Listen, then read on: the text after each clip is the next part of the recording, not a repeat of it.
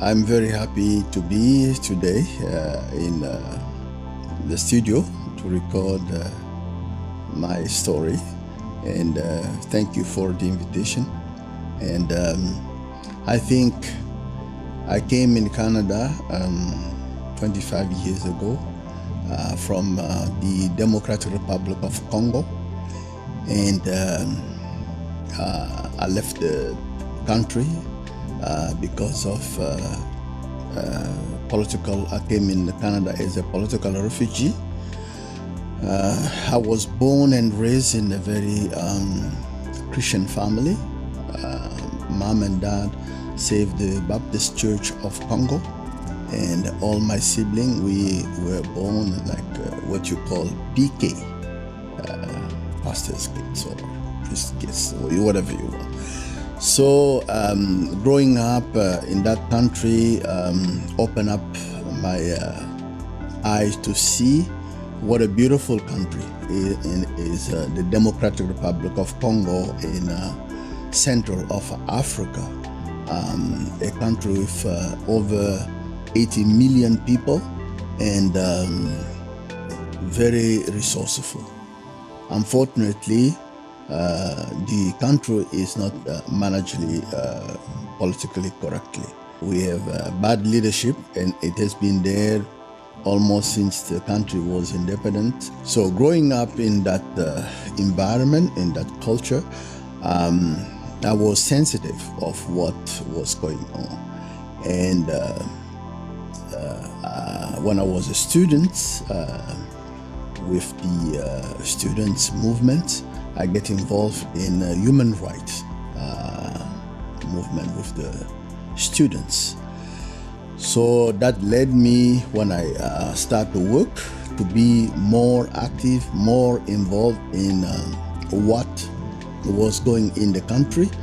You cannot close your eyes and see the less fortunate and few people benefiting of half the wealth of the country. For the knowledge, Democratic Republic of Congo is rich in all mineral resources, including anything which is used for cell phone and cobalt, arms, or airplanes, or games, all that is cultivated, including uranium in that country. Unfortunately, as I say, few people benefit of it, and majority of the people are victim of the resources. So I voiced my voice and joined up the human rights movement, get into trouble, get arrested, and I fled the country by the grace of God. So when I fled the country, I became a refugee. And you know, maybe you don't know what is the history of a refugee. A refugee, we are all refugees because this planet doesn't belong to us. It belongs to the one who made it. Call him God, call him whoever, but he is the one who owns it. And we are the people of the diaspora. So to make long story short, I came to Canada, not by choice, but because I have to go for safety, and the safe place I can find was to come here. Thanks to the generosity and the help of the people and the institution here, that I moved through, swim through the waters, and it was not easy because I came in the middle of winter, and I saw white stuff in Ottawa, or you call snow. I said, what is this? Well, it was really, really cold, but not colder than Winnipeg, my new resident city. So go through all the process, and hopefully, you know, when you come in this country, whatever you have acquired abroad doesn't count. So I have to go back to school. Went back to school and started my first studies in political science at Ottawa University. Finishes my bachelor degree in political science with the idea to understand, to know why the leaders, some of the leaders in Africa, fail to rule properly. Do I have the answer now? Yes, I can say I can make analysis, and I know there are a lot of parameters that we have to take into considerations. So they, as a people, they have responsibilities, but the whole humanity has become a global village. So because we are looking for new venture, new market, new resources, so we go to those countries and we sometimes become agents of destabilization, and we take all the resources and people are dying. So after my bachelor degree in theology, I went to work with my political science degree. I went to work with the air cadet, with the Canadian forces in Bagotville in Quebec. And while working with them as a new chaplain, student chaplain, the men and women in uniforms, they would say to me, "Oh, we want you to stay, be our chaplain." I said, "How come? I don't have any experience of chaplaincy." Or they say, "Just go and take theology classes." So when I came back to Ottawa, I went to St. Paul University and started my studies in theology. By the grace of God, I finished it and I get my bachelor degree. So I went back and worked again as a chaplain for, I think, 3 semesters. But that also was a response of God, who has always ordained me to serve His people, to go to ministry. So I was finally ordained. Before ordination, I went to Queen's University to do my Masters of Divinity, and I was ordained by Apostolic Church of Canada and United States. And we started a new church in Ottawa called Shalom Community Church of Ottawa. I was the lead pastor for 5 years. And after that, I applied to a position which was open with federal government as a chaplain. And I was successful, and the position was open, and I was sent, and here I am in Winnipeg as chaplain at Stony Mountain Institution. And as you can see, it's a journey of faith and action, and it's big, and there's been low and up, but I think God is always there. He's walking with us, and He's the one who leading us in well, as we say, the God of the valley is the same of the God of the mountain. In good and bad, is oversees us. So I've been 2 years here in my new city, Winnipeg, I will say. It's called, but nice place, and we can make a difference in our community. And working with the prisoner, the convicted, is not an easy work, but somebody should do it. We don't do it by ourselves, but we do it as a call of service. And we have impacted the lives of the people. We have made a difference, And it is also sometimes good to be there, to stand by the inmates, to stand there and work for them and give them hope, and work with their family, their loved ones. And it is not easy, as I say. To God be the glory. So where we go from here, I think God has a plan. His plan is big, but we have to be able to listen and to say, here I am. He's looking for people. The harvest is big, and he needs hands. He needs people who can work in the harvest. So we are all called for that. And again, I like to be competitive. I like to be of knowledge. I have been accepted to do my doctorate of ministry at Providence University. So that's another challenge. But I will do my best by the grace of God just to be knowledgeable, because things in the church, but also in life, in the community, are changing very rapidly. Only those who are competitive will be able to help the people of God. So we all can play at different stages, whatever gifts God has given us.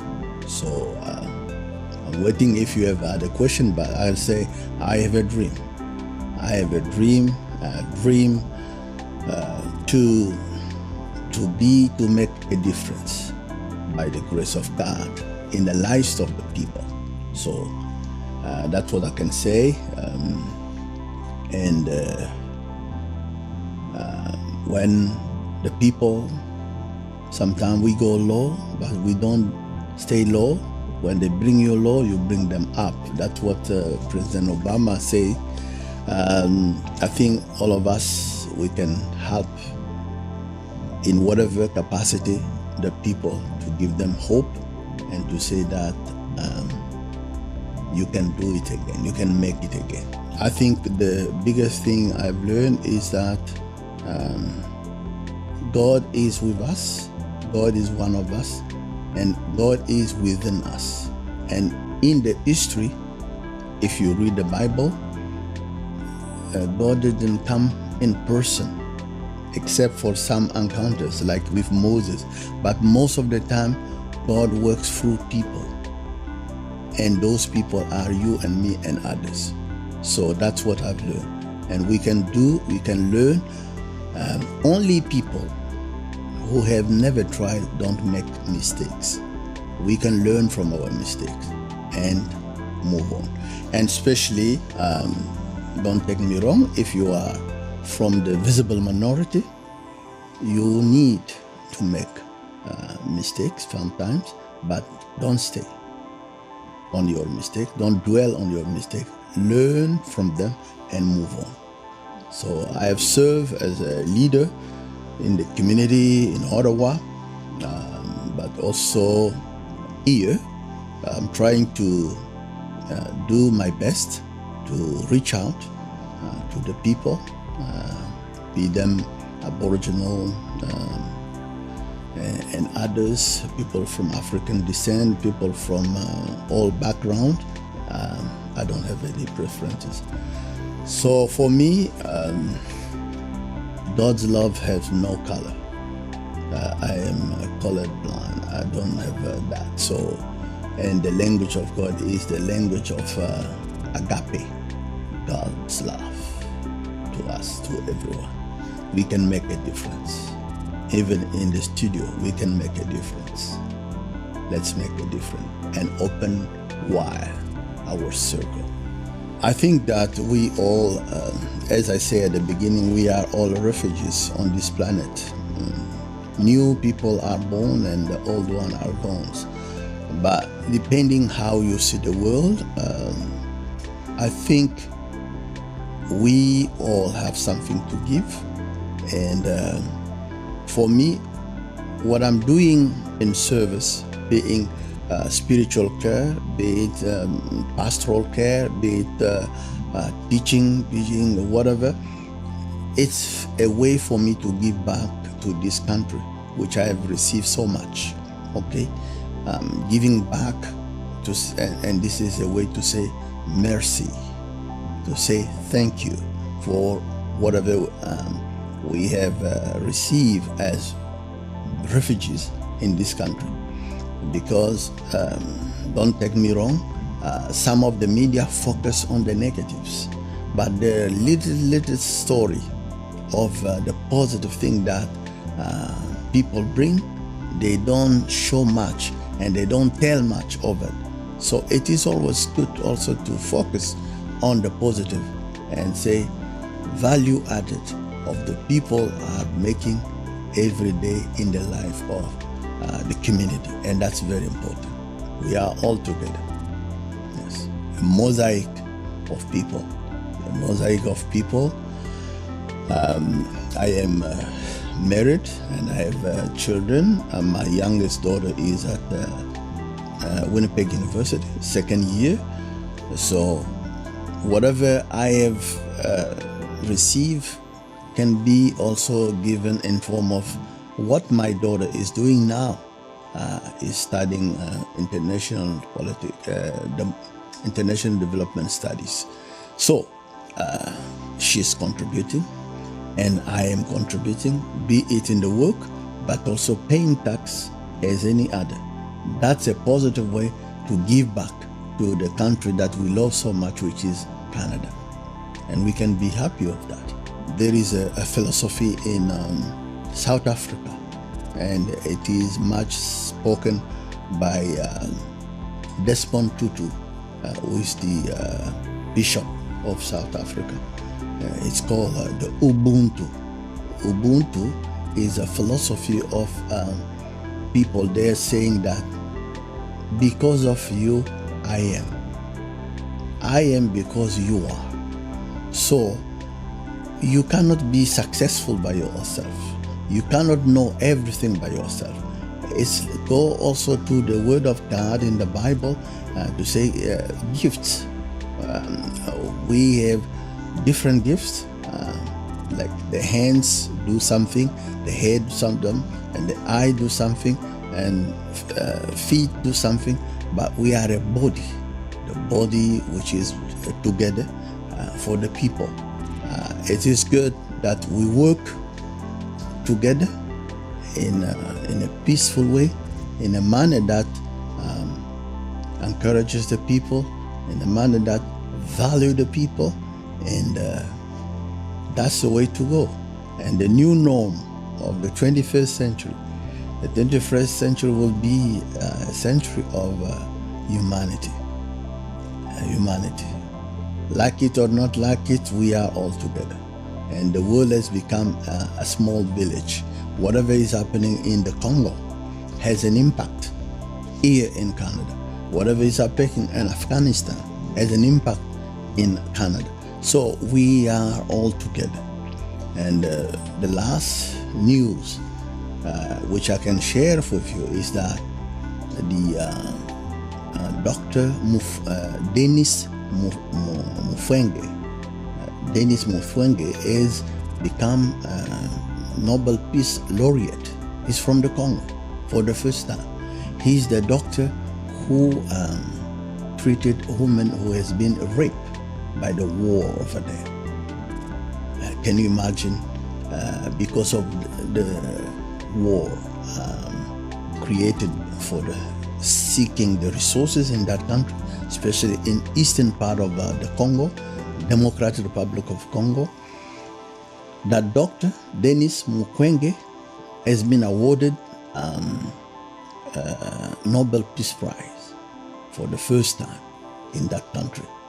Isn't that interesting? And that also is a way to awareness, to bring awareness to the world of things happening somewhere else. So all of us can bring a little bit to make life happy for everybody.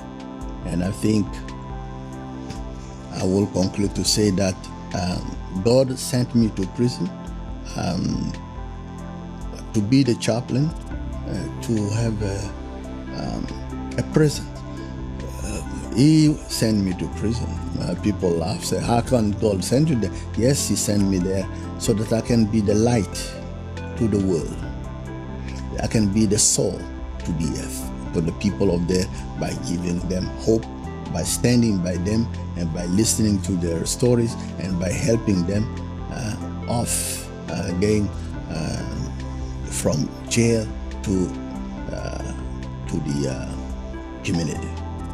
It's not an easy life, it's not an easy work, but we do it by the grace of God. And all that we do is not for ourselves. It is from Him, and it is by grace.